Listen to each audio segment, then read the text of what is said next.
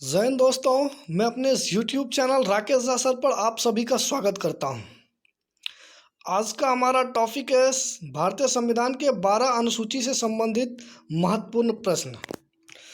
तो इसको मैं लास्ट में ट्रिक के द्वारा भी समझाऊंगा, इसलिए आप लोग हमारा पूरा वीडियो देखें। पहला पॉइंट है, मूल संविधान में 8 अनुसूची थे परंतु वर्तमान में 12 अनुसूचियां हैं। मूल संविधान में 8 अनुसूचियां थे ना, तो बीच बीच में जो है संविधान संशोधन कर करके और बाकी अनुसूची बढ़ाया गया। जैसे प्रथम भारतीय संविधान संशोधन 1951 द्वारा नवी अनुसूची को जोड़ा गया था। ऐसे ही करके 12 अनुसूची अभी वर्तमान में है। तो आइए हम लोग प्रथम अनुसूची के बारे में जानते हैं कि इसमें क्या है, और ट्रिक हम लोग बाद में देखेंगे। प्रथम अनुसूची में इनमें भारतीय संघ के घटक राज्य एवं संशासित क्षेत्र का उल्लेख मिलता है। द्वितीय अनुसूची में देखें, द्वितीय अनुसूची इनमें भारतीय राज्य व्यवस्था के विभिन्न पदाधिकारी को प्राप्त होने वाले वेतन भत्ते पेंशन आदि का उल्लेख किया गया है। तृतीय अनुसूची में देखते हैं, इनमें विभिन्न पदाधिकारियों जैसे पदाधिकारी में आ गया राष्ट्रपति, राज्यसभा, मंत्री, उच्चतम तथा उच्च न्यायालय के न्यायाधीश के द्वारा पद ग्रहण के समय ली जाने वाली शपथ का उल्लेख किया गया है तृतीय अनुसूची में। चौथी अनुसूची को देखते हैं, इनमें विभिन्न राज्य तथा संघीय क्षेत्रों की राजभाषा में प्रतिनिधित्व का विवरण दिया गया है।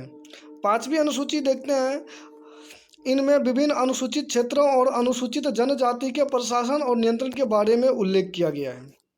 ये हमने अपनी भाषा में लिखा है, इसलिए आपको पढ़ने में कोई दिक्कत नहीं होगा।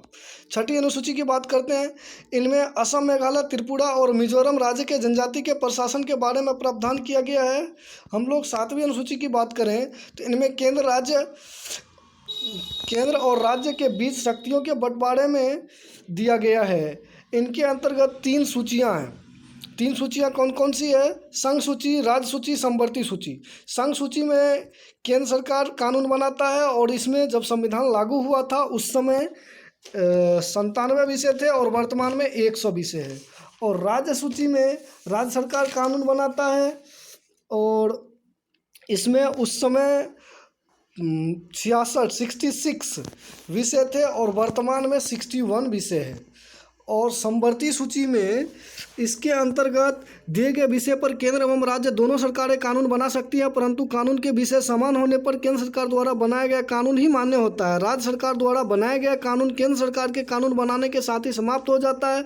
संविधान के लागू होने के समय समवर्ती सूची में 47 विषय थे और वर्तमान में जो है 52 विषय है समवर्ती सूची में।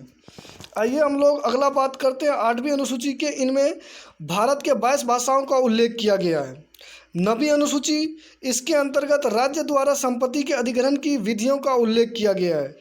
10वीं अनुसूची, यह संविधान में 52वें संशोधन 1985 ईस्वी के द्वारा जोड़ी गई। इनमें दल बदल से संबंधित प्रावधान का उल्लेख है। ये कई बार एग्जाम में पूछा गया कि 10वीं अनुसूची कौन से संविधान संशोधन द्वारा जोड़ा गया, तो 52वें संविधान संशोधन, याद रखिएगा। और कब जोड़ा गया, तो 1985 ईस्वी। ये भी कई बार बीपीएससी में भी पूछा हुआ है। अगला हम लोग बात करते हैं 11वीं अनुसूची की, तो इनमें पंचायती राज संस्था का उल्लेख है। 12वीं अनुसूची, इनमें शहरी क्षेत्रों में स्वशासन संस्थान का उल्लेख है। अब हम लोग एक बार ट्रिक की तरफ आते हैं। तो ट्रिक में अगर हम लोग करेंगे पहली अनुसूची की बात, तो पहली अनुसूची में इसमें भारतीय संघ के घटक राज्य एवं संशासित क्षेत्र का उल्लेख है। और दूसरी में अगर इतने सारे आदमी को देखने के लिए कुछ जो है हम लोग को पदाधिकारी भी चुनने होंगे, तो पदाधिकारी को फिर वेतन भी देने होंगे। तो द्वितीय अनुसूची में वेतन देते हैं, और वेतन देंगे तो हो सकता है उनका मन में जो है गलत भावना आए और वो घूस वूस लेना चालू कर दे, इसलिए उनको शपथ दिलाते हैं हम लोग तृतीय अनुसूची में। तो वेतन देने के बाद शपथ दिलाएंगे, फिर ये लोग बोल रहे हैं कि नहीं, हम लोग कम हैं, हमको और भी ज़्यादा आदमी चाहिए, इसलिए चौथी अनुसूची में राज्यसभा का उल्लेख किया गया है विभिन्न राज्य में। और फिर 5वीं अनुसूची में ये राज्यसभा देखता है कि बहुत सारे अनुसूचित क्षेत्र और अनुसूचित जनजाति के प्रशासन नियंत्रण जो है के बारे में उल्लेख करता है 5वीं अनुसूची, कि वो लोग कमज़ोर है तो हमको ज़्यादा जो है उन लोगों पर ध्यान देना चाहिए। फिर 6ठी अनुसूची में उन लोगों के बारे में किया, लेकिन कुछ राज्य जैसे असम, मेघालय, त्रिपुरा और मिजोरम राज्य के जनजाति फिर भी कमज़ोर ही रह गया, तो उसका प्रशासन का प्रावधान किया गया। फिर जब किया गया तो बाकी के राज्य दुखी हो गया कि नहीं, केंद्र अपनी मनमानी नहीं चलेगा। इनके लिए 7वीं अनुसूची में उन्होंने फिर मांग किया कि केंद्र और राज्य के बीच शक्ति का बंटवारा होना चाहिए। फिर शक्ति का बंटवारा हुआ और फिर ये लोग क्या बोले कि 8वीं अनुसूची में कि नहीं, हम लोग जो है अगर बंटवारा हुआ तो हम लोग जो केंद्र तक अपनी भाषा को प्रकट करेंगे तो उसके लिए हमारी भाषा को मान्यता प्राप्त हो। इसलिए 8वीं अनुसूची में भारत के 22 भाषाओं का उल्लेख किया गया। फिर 9वीं अनुसूची आया, इसके अंतर्गत राज्य द्वारा सम्मति के अधिग्रहण का है। और फिर 10वीं में आप सीधा यही याद रखिए कि 10वीं या 10 दल बदल। फिर 11वीं में याद रखिए अनुसूची में कि पंचायती राज संस्था का उल्लेख है। और 12वीं में पंचायती छोटा होता है और शहरी बड़ा होता है, तो 12वीं में शहरी क्षेत्र स्वशासन संस्थान का उल्लेख। ये ऐसे याद रखिए तो याद हो जाएगा। जो याद नहीं हो उसको कॉपी में नोट कर लीजिए और फिर बार बार देखिए, आपको याद हो जाएगा।